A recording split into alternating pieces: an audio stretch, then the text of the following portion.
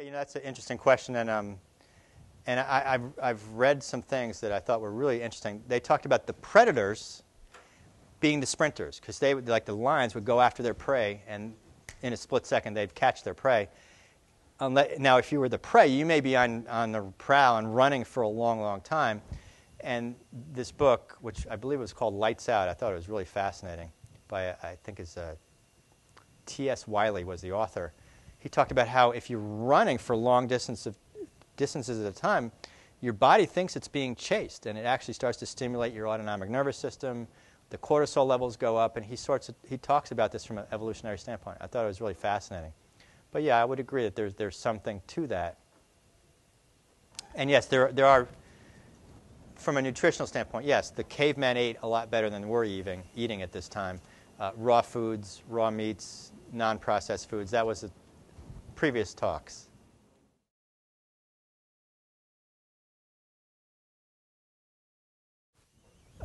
Sprint interval training, high-intensity training.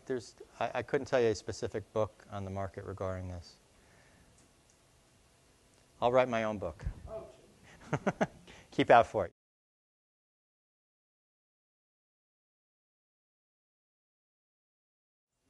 The literature shows that walking is really not good.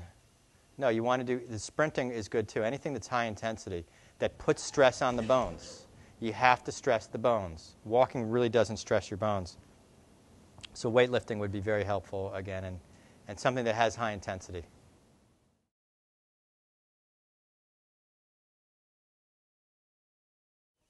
That's a good question, and there's so many factors that can cause a spasm.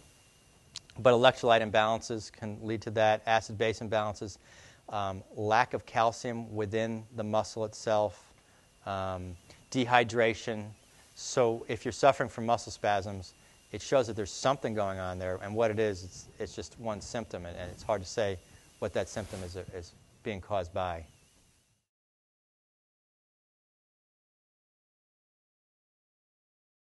Well, you have to be very careful if you do have joints that are pathological. You don't want to injure them during your training. That's the last thing you want to do.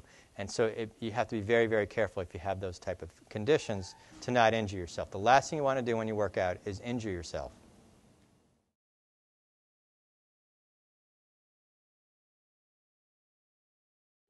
And I failed to really mention, before you do any of these things, you do want to warm up a little bit, okay? You don't want to stretch a cold muscle, by the way. You want to be somewhat warm. And I would recommend before you do a sprint, for example, that you jog around for 2 or 3 minutes to get things loose.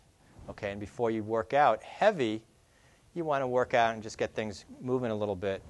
But yeah, I've heard that too. And I think that you really don't want to stretch a cold muscle. It's not going to really stretch very well. You want to warm things up first.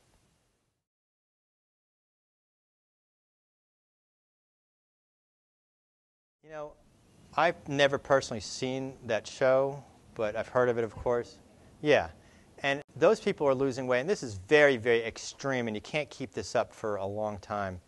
And does it work? Well, sure, but this is really, really extreme. And I would bet these people don't maintain these things that long. Look at Oprah Winfrey. She became really skinny at one point because she was running like 3 or 4 hours every single day, and finally realized, well, I can't keep doing this. She probably felt terrible.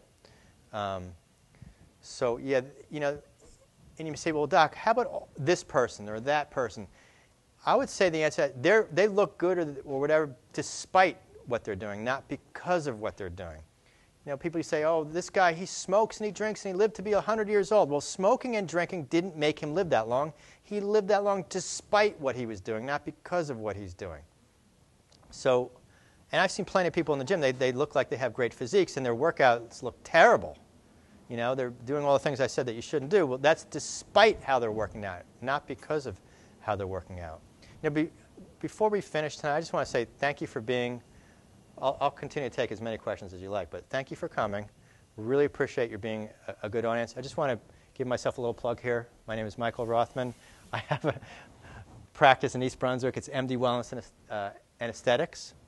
And our website is right up there, mdwellnessmd.com. If you want to be included on any further lectures, we do have a sign-up sheet, and we'll put you on our mailing list. check out my website. I will have this lecture put up there. I have a lot of good stuff on my website. My practice is based on treating people with nutrition to help them achieve better health. We also do aesthetics, and the aesthetics is based on wellness, not based on just covering up imperfections. So it's really beauty from the inside out. My girlfriend and esthetician is here, Delma Benvenuti, and my assistant, Vin Drummond, is here if you want to get any information about my practice. And I'm so glad the Yankees won last night. I'm not a Yankee fan, but I didn't want to compete with the 7th game of the World Series. So, again, thank you so much for coming. If you have any other questions, please feel free.